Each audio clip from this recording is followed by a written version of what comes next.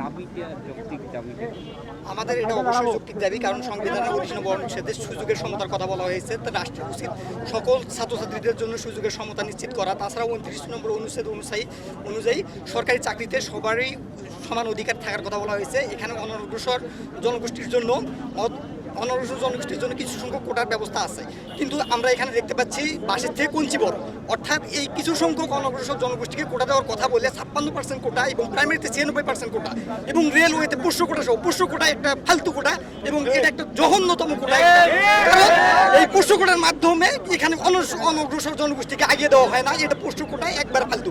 এছাড়াও আমরা শুধুমাত্র প্রথম শ্রেণী এবং দ্বিতীয় শ্রেণীর চাকরিতে শুধু কোটা স্থগিত চাই না, আমরা চাই প্রথম থেকে চতুর্থ শ্রেণীর সকল গ্রেডের চাকরিতে কোটা স্থগিত করতে। এবং কোটা যদি রাখতেই হয়, কোটা একটু ইম্পর্টেন্ট গুরুত্বপূর্ণ জিনিস, এটা 5 থেকে শুধু 10% পর্যন্ত কোটা রাখা যেতে পারে।